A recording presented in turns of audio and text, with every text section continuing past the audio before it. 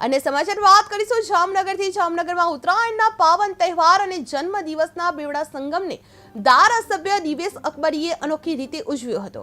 સામાજિક ઉત્તરદાયિત્વને કેન્દ્રીયમાં રાખીને આરોગ્ય, પર્યાવરણ અને સમાજ કલ્યાણને સ્પર્શતા પંચવિધિ કાર્યક્રમનું આયોજન કરવામાં આવ્યું હતું। આ દરમિયાન કુપોષિત બાળકોને દત્તક લેવાની પહેલ, મહિલાઓ માટે બ્રેસ્ટ કેન્સર સંબંધિત મેમોગ્રાફી અભિયાન અને બ્લડ ડોનેશન કેમ્પ યોજાયો હતો।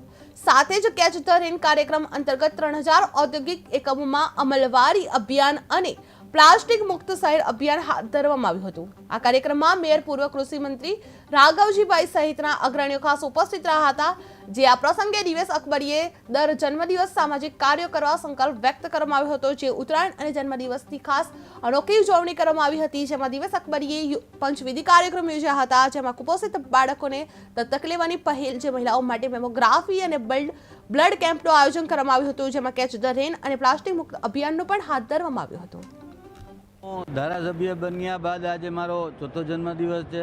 દરેક જન્મદિવસ છે એ અલગ અલગ સેવાકીય કાર્યો સાથે ઉજવવામાં આવ્યો છે। આજે પણ અલગ અલગ 5 પ્રકલ્પો સાથે આ જન્મદિવસની ઉજવણી કરી રહ્યો છું, જેમાં મારી વિધાનસભામાં રહેતા જે આંગણવાડીના બાળકો છે, એમાંથી જે કુપોષિત બાળકો છે એ કુપોષિત બાળકોને સુપોષિત કરવાનું કાર્ય હોય।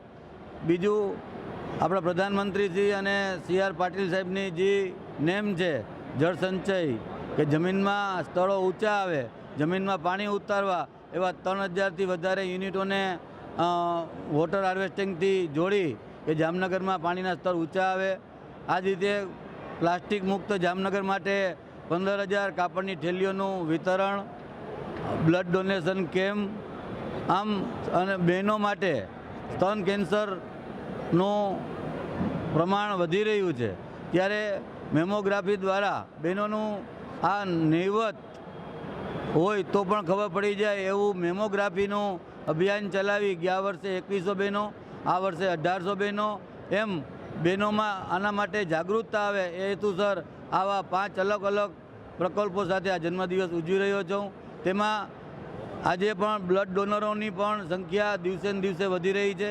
જામનગર જીજી હોસ્પિટલની અંદર થેલેસેમિયાના 450 જેટલા બાળકો છે।